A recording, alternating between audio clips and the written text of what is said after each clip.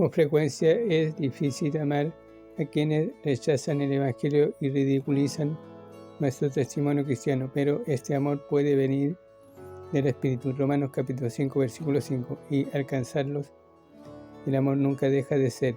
1 Corintios capítulo 13, versículo 8. A la mayoría de las personas se gana más con el amor que con los argumentos. El cristiano que anda en amor es el mejor ciudadano y el que mejor testifica. Por causa del Salvador, versículo 11 al 14.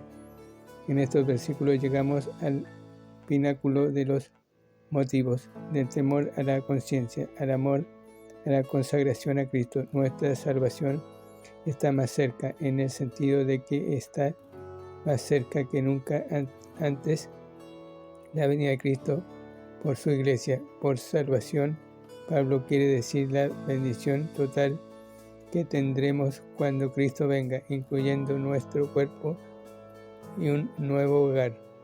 Los cristianos pertenecen a la luz, no a las tinieblas. Deben estar despiertos y alertas, comportándose como los que han visto la luz del Evangelio. 2 Corintios capítulo 4. Todavía más, ningún creyente quiere ser hallado en pecado cuando Cristo venga. El día se acerca. Véase Hebreos capítulo 10, versículo 25.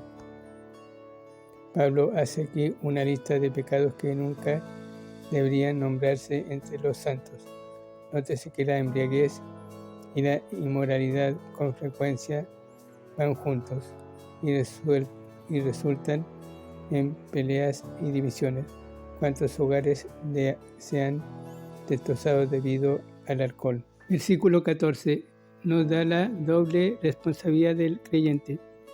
Positivamente, vestirse del Señor Jesús, o sea, hacer de Cristo el Señor de su vida diaria.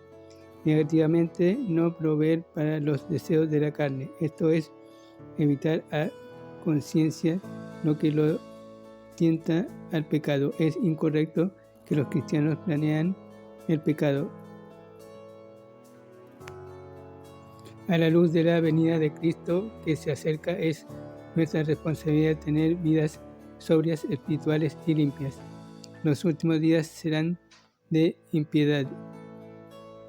Segunda de Timoteo capítulo 3 y 1 Juan capítulo 3 versículo 4 serán cada vez más difícil para los cristianos consagrados mantener su testimonio. Los gobiernos rechazarán cada vez más a la Biblia y a Cristo, hasta que el postrer hombre de pecado convierta el mundo en un gran sistema satánico que se oponga a la verdad.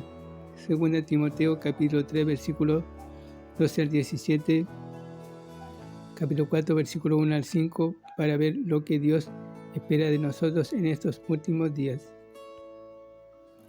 Comentario Romanos capítulo 14, versículos 1 al 23, capítulo 15, versículos 1 al 17.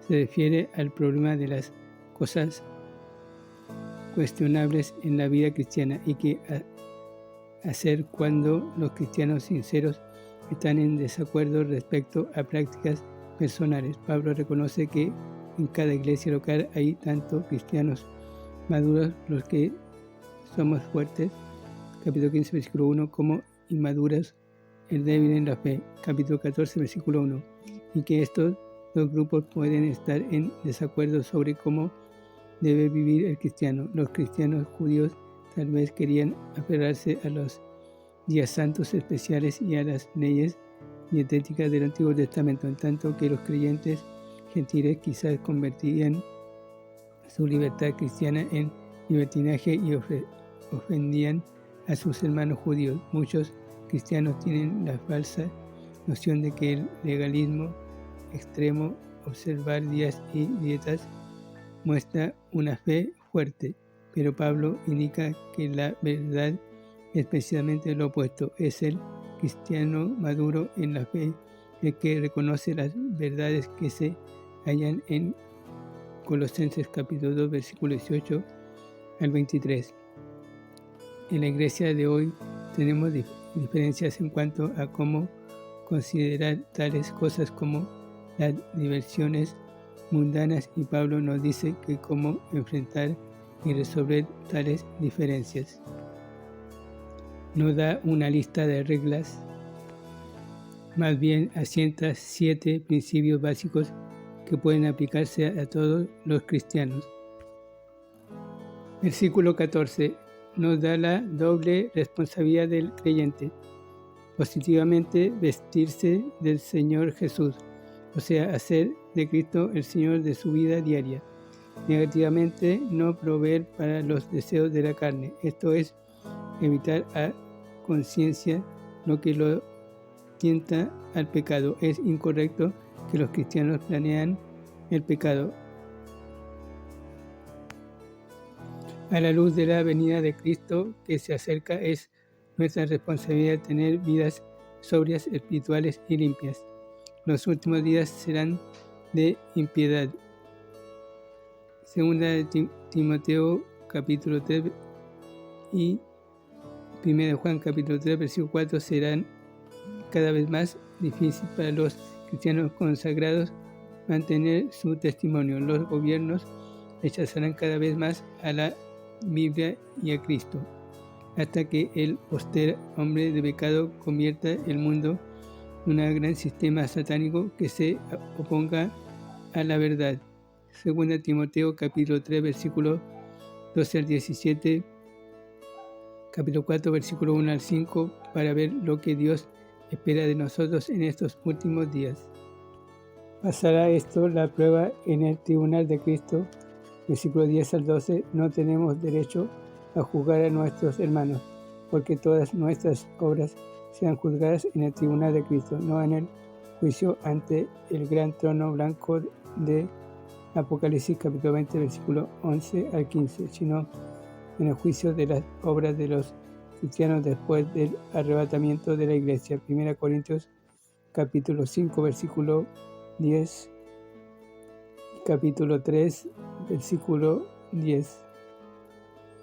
No tenemos que dar cuenta de la vida de nuestro hermano, de modo que no tenemos que en ningún derecho de condenarle hoy. Sin duda que todos queremos tener vidas que resistan la prueba del fuego ante Cristo, vidas que reciban recompensas para su gloria. ¿Soy la causa de que otros tropiecen? Versículo 13 al 21. Hay una cosa que debemos juzgar a nosotros mismos, de manera que veamos si estamos abusando de nuestra libertad cristiana y haciendo que otros tropiecen. Es cierto que nada es inmundo en sí mismo, pero hay algunas prácticas y hábitos que otros consideran inmundos. Por consiguiente, si deliberadamente hacemos algo que es causa de que nuestros hermanos tropiecen, no estamos viviendo de acuerdo a la regla del amor. Es algo serio ser la causa de que otra persona tropiece y caiga en pecado.